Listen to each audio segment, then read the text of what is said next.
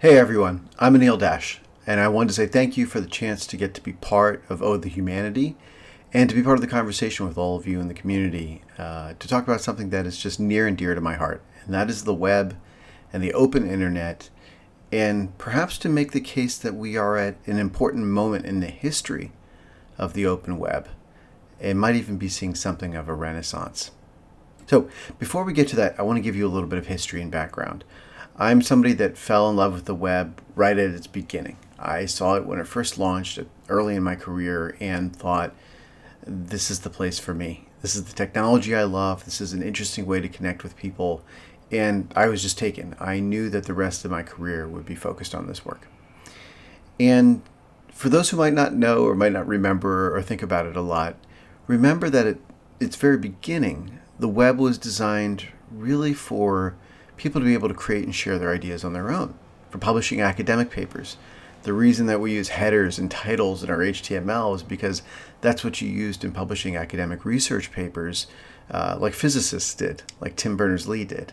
And so that's something baked deeply into the core of my understanding of the web right from the start, was that everybody should be able to create it. Everybody should be able to make these documents and put them up on the internet, and that it was then and still is today a thrill to think that something could be out there that you made just on your own computer, on your own device, by yourself, and then suddenly be in front of millions of people or some stranger on the other side of the world. And that is a magical and empowering idea. And, the analogy I use to try and explain how it feels to me and why I cared so much about the web right from the beginning is food. All of us love food, all of us eat food. And if we're lucky, we have food traditions that we're part of. We have recipes that are handed down in our families or from our communities. We have restaurants we love if we're fortunate enough to have a neighborhood that's got great restaurants. And we have memories. Memories of meals we've shared, tables we've sat around with people we love who care about us, that perhaps we cooked together and created for each other. And then, if we're really lucky, those meals were made from ingredients that we knew. They were maybe locally grown, or we know the farm they're from, or we knew that they were organic, or that the ingredients were thoughtful and cared for in a way that made us feel good to eat them. And then I think there's no reason that more of the internet, more of the web that we spend all day on, almost every day, couldn't be like that. A little more homegrown, a little more local.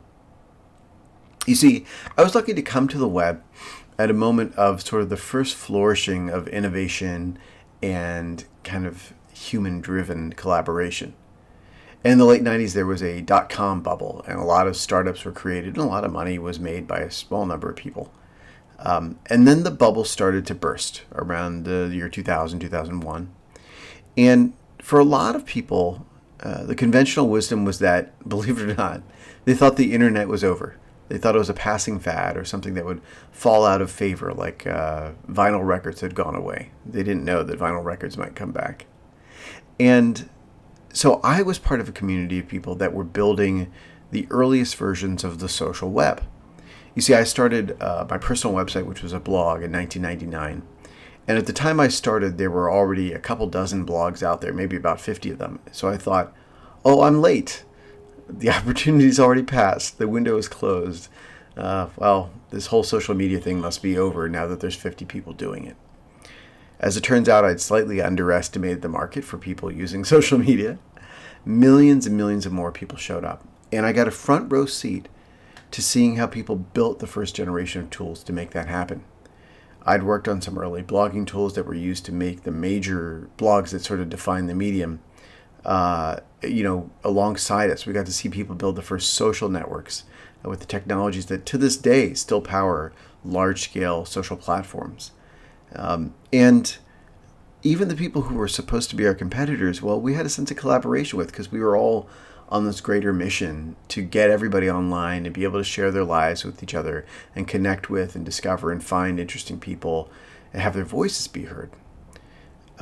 It sounds a little idealistic or naive, but the truth is nobody had done it before. Nobody had ever said, what if a handful of people, just out of sheer motivation and the ability to wrangle the right technology, could provide platforms for millions or tens of millions of people to connect with each other and share almost instantly. It was intoxicating. It was magical, and it was inspiring. There were people that to this day are some of the biggest influences, inspirations in what I do that I met in that time. And they created platforms that helped inspire so much of the technology we've seen since then. Not just social media, but the entire modern web. And it's easy to forget now, but the tools were a lot harder then. This is before smartphones. This is before modern web browsers. And in order to make those sites, you had to be fairly fluent. In fact, hard as it is to believe now, it was common then, in the early days of social media, for millions and millions of people to build their own websites by hand using HTML. There was no drag and drop design tools. There was no picking from a set of pre-created templates unless you were really lucky. For the most part, they were learning to what we would now call code. And they did it not because they wanted to learn some skill that would be their job or their career, but because they were passionate about something. They had a band that they loved. They had a movie they were excited about. They had a book they wanted to share with others. They had something that connected them to culture, a personal belief, an issue, a cause.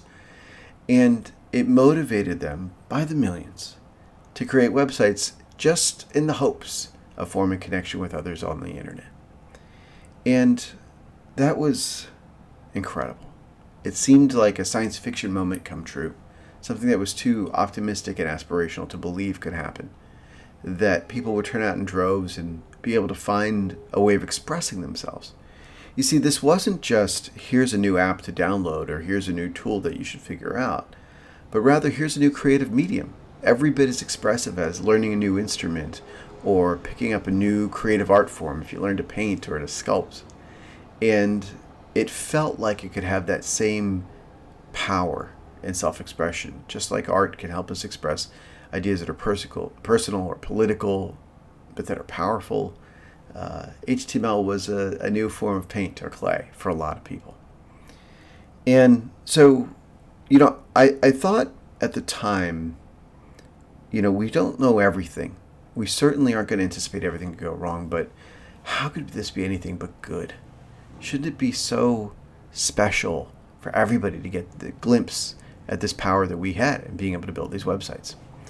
And there was a little bit of a almost religious fervor because we saw that this was open. We saw that anybody could just push the view source button in their browser, click on that link, and see the code that made those web pages possible. And that felt transgressive and exciting and dangerous and wild, that people could just see the recipe that made this entire new internet go. And they could figure it out on their own and take it apart, just like I used to take apart mechanical devices as a kid just to see how they worked. And it was a special time. It was remarkable. A new internet was made. A lot of technologies that are now ubiquitous were pioneered. People were cobbling together the primitive versions of sharing photos from a phone back when a phone meant, a pretty basic Nokia device and not a smartphone. And you had to tether it physically to a Bluetooth device in order to transfer those photos somewhere else to a computer that was connected to the internet. It was primitive stuff, but you could see a future where anybody would be able to instantly share their ideas in real time, and maybe it would even be rich media and deeply engaging experiences. So we set to work. The whole community of us, the people I was working with, people building the competitors' tools, everybody really thought we could put these tools into the hands of virtually everyone on Earth. And that era later came to be called Web 2.0. Now, the funny thing is, since then, people have used Web 2 to describe actually the era of Facebook and platforms like that. But those were the things we saw as ending the Web 2.0 era. In fact, they were kind of seen as the opponents or the enemies. You see, we'd started to create open standards and open formats and protocols for all these different social sites to connect to one another. Things like RSS, which was a syndication format for being able to read the headlines or the news from any of these sites, led to innovations like podcasting. One thing you might not think about, but whenever you listen to a podcast, imagine at the end where they say, subscribe to us in your favorite podcast app. Well, the reason they say that is because it's possible to use whatever app you want because it's built around open standards. That's a radical idea. It isn't just controlled by one company. And you don't have to ask anybody's permission when you want to create a podcast. You can just do it on your website, follow a format that's fairly easy to work with, and put your ideas and your voice out to the world. Well, it was all supposed to work like that. In fact, we thought that things like identity and signing into websites and control over where your information went should work that way too. So I was privileged enough to be in the room when people were creating standards like OpenID and OAuth and OEmbed. All of the O's stood for open, and what they all meant was these things should interoperate in really interesting and different ways. But there were challenges that arose fairly quickly. One of them was that even though at that time Google had an unimaginable halo, we thought they were great. Everybody loved them. We thought they were just so good for the internet. We started to notice the rise of an industry that later would come to be called SEO, search engine optimization. And what it was trying to work backwards to figure out what did this company want from us in order to appear in their algorithm and on their search engine pages. And it felt like a challenge to the openness of the internet. How could there be something so important to discovery of information that was a completely black box, something we couldn't see into? It was opaque to us. That was so different than the view source world. Why couldn't we view source on how they were discovering the content? At the beginning we could, because PageRank and the ranking on search pages was designed to really just care about how many links you had. But then pretty soon those links started to be worth money once the AdWords and AdSense came along. And so as soon as the money got involved, links started to mean they had a financial value. And all of a sudden you had things like link spam that we hadn't anticipated and hadn't understood might be a threat to the world of social web. And even the ideas of you running your own website, well, at that time that was the default. You were going to have your own site on your own domain that you had control over. That was the architecture of the internet. This is what it was meant to be. Everybody would have their own site. We still remember that sometimes when we do use open standards like something like email, where each of our companies probably does have email at its own address. But even as individuals, we were supposed to have our own website. Suddenly that got a lot harder because people started to care about whether their site was going to rank, and maybe it'd just be easier if my site was on some other domain run by some other service that did these things for me. And yeah, I wouldn't have as much control and I wouldn't own the address for my site, but the trade-off would be I'd be able to be discovered and I'd be able to be connected to people more easily. It would be convenient. And so more and more of this creeping convenience at the expense of centralization and control by a handful of companies started to take over what we saw as the web. And really there was an inflection point at the moment when Facebook started to rise and dominate over the earlier era of social platforms like MySpace or LiveJournal or things like that. And I had a really clear moment about the change that was happening. This was when a whole bunch of us banded together. Google had, at that time, Orkut was their popular social platform. I worked with the team that was creating LiveJournal and Movable Type, which were two of the early popular social platforms. MySpace was there. Friendster was still around. If you don't know what these are, you can look them up on Wikipedia. They were popular 15 or 20 years ago. And everybody got together and said, we need to have an open standard to deal with building apps that go across all of these platforms, that are connecting all of these things together. Because that way, when somebody wants to make an app like what was popular at the time, Farmville, they won't do it for a proprietary platform like Facebook. They'll do it for the open web. And so we created an open standard called Open Social. And this was something that was so exciting to me. I wrote a blog post about it. I thought, I just want to explain why I'm excited about the idea that people could build apps that would go across all the different social websites. Even your personal website at your own domain could work with this. And, there was a big launch event at Google. I was fairly early in my career, so I was pretty excited to see all that stuff happen. And then I got this amazing validation for the blog post I wrote, where I'd expressed such enthusiasm about these open standards. You see, there had been an early period at the web where first it had been a research project started by Tim Berners-Lee, like I said. And then the web browser got popularized. The company that did it was called Netscape. And really the public face of that company was, at that time, a young coder named Mark Andreessen. And he had made the first web browser, later called Netscape, that was really a popular commercial product, a mainstream product. He really democratized access to the tool. But one thing I'd remembered was that he had, in the process of doing that work, taken away one of the original features of the World Wide Web app that Tim Berners-Lee had created, which was that it didn't just read web pages, it could make them.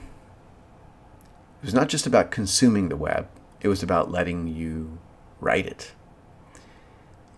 That feature got lost with Netscape. Eventually it came back as part of a paid product. So the ability to express yourself and be a creator, not just a consumer, was paywalled. But it did have an incredible effect at democratizing access to the web, and that's good. And that made Mark Andreessen a force to be reckoned with. And so by the time that we started to do this work on Open Social, he was already an influential voice in the space. And he had started a blog of his own on a platform that I'd helped create. So on that blog, he wrote, today everybody launched Open Social, and the best take on the power of the open web and why openness always wins was this blog post written by Anil Dash. And I got to tell you, I was so proud. I really felt like I had been validated by a big name in the industry who had helped create this vital technology and had sort of given me credibility that was something I really wanted to be, respected for my ideas, and I felt like I had gotten that. And so it was a great moment for me. I really felt like personally I'd succeeded in doing something based on the principles that I cared about, but that it also increased the odds of this larger goal of open web and open expression succeeding. I'll fast forward a little bit. Within a year, Mark had joined the board of Facebook, and Facebook systematically dismantled the open social ecosystem and all of the other open platforms. As we probably all know, they were able to achieve a level of hypergrowth that no other social platform or web platform really had ever done in terms of building a social network. And the rest of the social internet essentially died off. And that was a painful lesson for me to learn, is that there were people who were not as sincere, who I thought had cared about the open web, but saw it really as almost a raw material to be mined or harvested.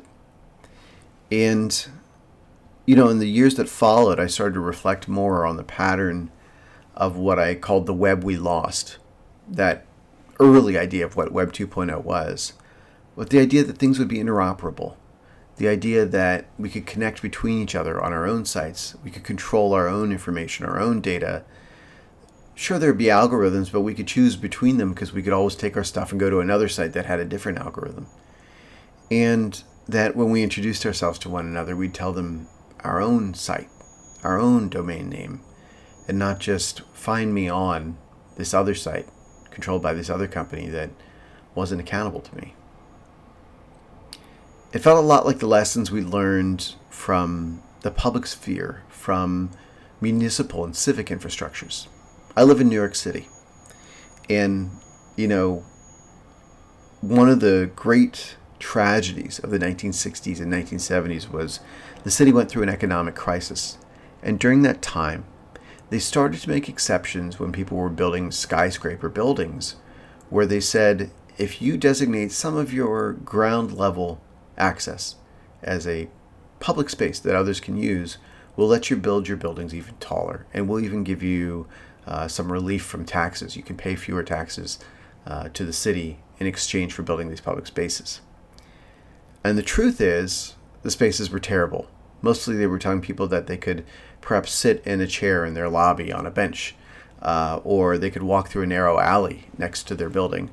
But they weren't parks. They were nothing like a true public space. They were not a place that you would go and play a game with your child, or walk your dog, or ride your bike, or do any of the things people do in a real public space. They gave them a name, a privately owned public space. It's a bit of an oxymoron. It's a contradiction. Privately owned public space. And by New York City's government's own reckoning, 80% of those privately owned public spaces failed to do even the most basic tasks of being good for the public. I point out that analogy from the world of civics and the public sphere because it's very instructive in how I think about technology. Much of the early internet and those open technologies and standards were created by public or shared resources. Obviously, academia was a huge factor in the creation of the early internet and the early web. But even the spirit in which collaboration happened felt more like academics sharing ideas rather than all of us trying to have a party in the lobby of a skyscraper where we weren't welcome. It's an old-fashioned idea to talk about the public commons, to talk about the collective good. And it fell out of favor in the technology industry in the years that followed. And I felt as if maybe I had been lying to myself.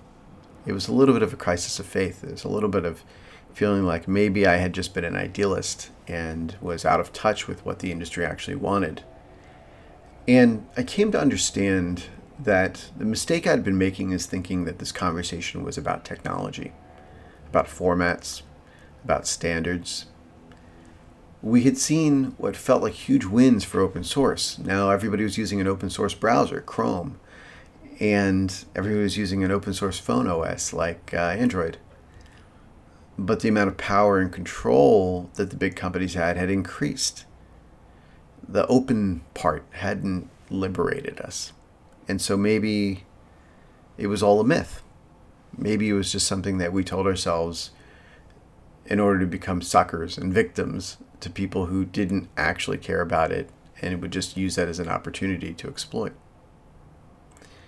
And I realized that what I actually cared about, and this is not a popular word to use, is power. Who has power? Where does the power go? Who are we giving power to? I realized the part that motivated me was giving power to everyone, giving voice to everyone. That was the thing I cared about. I thought the technology might do it. I wanted to support technologies that did have that tendency. But there were a lot of other factors. It wasn't just the technology. It's the design of systems. It's how we give word and ideas to people. It's whose voices we amplify. It's who's allowed to be targeted for harassment, which started to rise on these platforms. It's who gets sidelined within the industry and pushed out of their roles in leadership, who's allowed to advance, who gets promoted. These are all questions of power. And no protocol can solve them. I took some time away from the industry. I left San Francisco. I came back here to New York. I'd been doing startups there. I thought I would leave tech entirely. I remember doing an interview when the movie The Social Network came out, and they were talking about Mark Zuckerberg and really putting on a big public relations press to try and make him look good when the movie didn't make him look very good. And I did an interview for a popular magazine here in the States called The New Yorker. And I actually was very mild in my criticisms. I said, I think that at that time, Mark was pushing for everybody to have a single public identity on Facebook.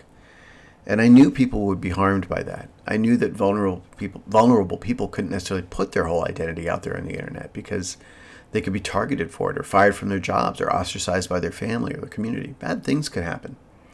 And so I said as much in this magazine interview. I just said, I think Mark Zuckerberg doesn't know what he doesn't know. He grew up, a child of a dentist in a well-off community and has never had to reckon with some of these challenges. And, I would be far more critical now if I said it. In fact, I think he would be far more critical now of himself. But at the time, the reception was if I had said something horrendous about him and everybody that worked at Facebook. I was basically told, you won't be able to work in this industry again if you're going to keep acting like that. And I lost faith. I really thought my career would end. And I thought that all of us that cared about this open web thing were going to be seen as fools or zealots or irrelevant. So I went on to other work, and I kept being the technology person in the room, teaching people in other disciplines, policy making and activism, in media, and all these other things I cared about. I said, let me teach you how to use the internet. I thought that would be some good that I could do there. And I spent years working on these other disciplines, and I'm very proud to have done that work. I'm glad to have done it. But I kept watching what was happening in the mainstream technology industry. And a couple things happened in rapid succession that kind of stunned me. I hadn't held any resentment or ill will towards the Mark Andreessens of the world. I was like, he's a venture capitalist, he's successful. I still felt very proud that I had made the tools he'd used to start his blog, because he'd become quite a powerful voice in the industry on the basis of that. Well, and the basis of him writing big checks from his venture capital firm. And then there was a conversation that happened about a new initiative that Facebook was doing that was called Free Basics. And the idea was that they would bring cheap or low-cost internet to developing parts of the world, which is an idea I care deeply about. My own family is from a very rural and very poor part of India, and many of the people there didn't at that time even have access to clean water or basic utilities or reliable electricity, let alone internet. So I was, enthusiastic about the idea that people might get internet access, because that's transformative to their lives. And Facebook started to roll out this Free Basics program in a lot of poorer countries around the world. And one of them was that they rolled it out in India. And a lot of activists in India, where I still have family, I was born in the US, but I have a lot of family in India still. A lot of activists in India really resisted allowing Facebook to roll out this Free Basics access in India. And what the program was meant to be was that they would subsidize or even make free internet access on people's mobile phones, but it would be access to Facebook's own properties, which were Facebook, Facebook Messenger, WhatsApp, things like that. So no such thing as a free lunch. And rightfully, people in India objected, because they said, well, we should be in charge of that. That should be a policy decision within our own local communities and not something made by a foreign company. And the real intellectual background for that argument was that the history of colonialism in India had been so recent. My own father was born a British subject under colonial rule, and he's still alive. This is living memory for many of us. And so saying, well, this giant company from the other side of the world is going to come here and give us stuff for free, but it should work out all right, is not a thing people are willing to believe. And the organizers and activists in India were very effective, and they actually stopped the Free Basics program from rolling out within India. And at that time when they stopped that rollout, Mark Andreessen said anti-colonialism was the worst thing that had ever happened to India, that movement to stop that kind of colonial work. And the truth is, colonialism had cost multiple members of my family their lives. So it was stunning to me. It was a shocking thing for him to say, and there was really very little recourse. He remained on the board of Facebook. I think Mark Zuckerberg had a requisite disavowal. Well, we didn't like that he said that on Twitter. I think mostly they didn't like that he said it on Twitter instead of Facebook. But Facebook kept going with the program. In fact, they rolled out Free Basics in other countries in South Asia, like Myanmar. Myanmar did not have an organized resistance to the rollout of the program.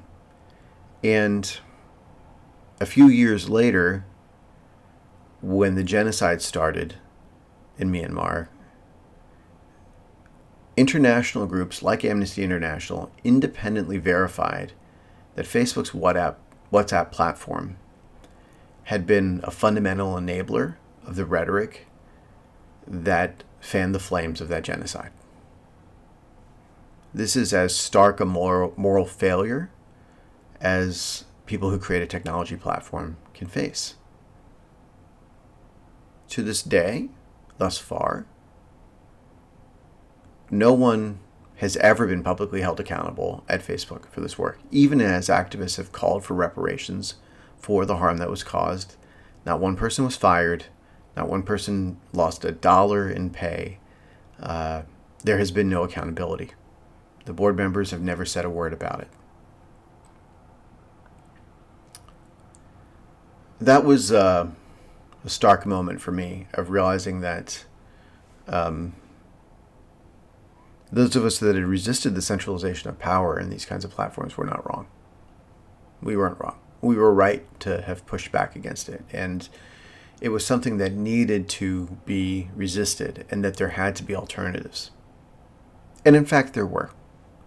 People had been working on evolutions of the same protocols and technologies that had underpinned those efforts like Open Social. Things like the RSS syndication format and what had powered podcasts. People kept iterating on those tools. It had gone through several mutations and formats. These technologies kept evolving. They made new standards like ActivityPub and these other sort of obscure standards. And mostly people laughed at them. I tried all the new tools, even though I wasn't in that world anymore. I always signed up for them and tried out the tools and installed them on my own site. And people dismissed it. People really said, this is just, like I said, fools or zealots. These people have lost the plot. Everybody's on Facebook now. Everybody's on YouTube now. Everybody's on Twitter now. Why are you bothering to build these alternative platforms? Some kid is going to make a thing called Mastodon and nobody is going to use it. I had people say that to my face. Well, things change. A few more years passed and people realized there was something amiss. That even if they couldn't articulate it, they didn't like the hyper-concentration of power. There were a lot of different reasons, and actually it's funny, all across the political spectrum, no matter what people's views were, they didn't like this concentration of power. No matter where they were in the world, they felt a little bit uneasy about it. And of course, those who had this power started to really overreach. They started to unabashedly push their agenda about what media they wanted to promote, what content they wanted to promote, how they wanted to seize power. They made too obvious that they too had been thinking about power, not technology, not protocols. And there is a lesson in history that repeats over and over, which is that if you try to grab too much, if you get too big for your own good, then people will start to hold you to account. Institutions fail and flounder when they overreach past what they're able to do. There was a hint of this for me in some of the work I'd started doing over the last several years. For the last 6 or 7 years, I've been leading a team building a platform called Glitch, which is for creating open web apps. You use your browser and you make an app and you can get something running in a minute, and you can even have it on your own domain name. And people thought it was a little quaint when we started. I thought, that's cute. Who's going to do that? It's nice that you're trying. It's a little bit old-fashioned, but fine. Good for you. And we did it for years, and it was hard. It's hard to get people to build these things. It's hard to get people to believe that they were worth doing. It's hard to get people to say, what do you mean make a website? A website is something you consume. And we had ups and downs, as everybody does when they're building this kind of team or platform or community. And then I had this inflection moment at the beginning of last year. You might not remember because time flies by, but the thing that caught everybody's attention in so much of the internet at the beginning of last year was a word game for those who speak English called Wordle. And Wordle was just a simple puzzle game. You try to guess the letters in a word, and it'll help correct you or not. And then when you get your score as to how many turns it took you to guess the word, you get a little graphic, and you can share that with people. Very simple stuff. But it caught fire. Millions of people played this. The wildest thing about it is it had no built-in social sharing functions whatsoever. Didn't have a login with Facebook. It didn't have a share on Twitter. It didn't have any of that stuff. You had to take a screenshot and text it to someone or share it on social media. And despite that, it got millions of users. And the crazy thing about it is, it was just a plain HTML website. And what we saw in the glitch community, where I had a really good lens because I was working with the team, people started to make remixes of this app. They would make variations on Wordle that were about music, or using a different vocabulary of words for different languages, or themed to particular communities, honoring different historical traditions, all kinds of things. They started to remix this one little web app into thousands of other variants. They started to create the web by people, for people, all on their own, just out of sheer passion, without even really thinking about it. That was a sign to me that people were ready. Something new was happening. There was now another generation of people who had independently arrived, without prompting, at the same feeling we had had at the beginning of the social web. Shouldn't I be able to make something that is fun for my friends, for my community? Shouldn't it be on the web? Shouldn't I have to not submit it to an app store, not try to win over some algorithm, not connect it to every social app that exists, but instead just make something great and share it with my friends at a personal human scale? Local, homegrown, organic, home-cooked, soul food technology. Beautiful stuff.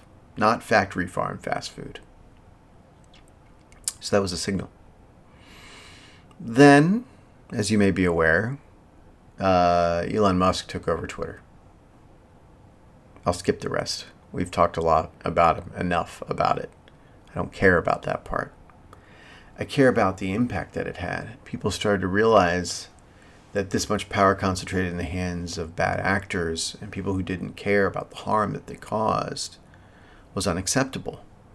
And we saw an outrageous flourishing of open platforms. Suddenly, Mastodon was signing up millions of users. Millions.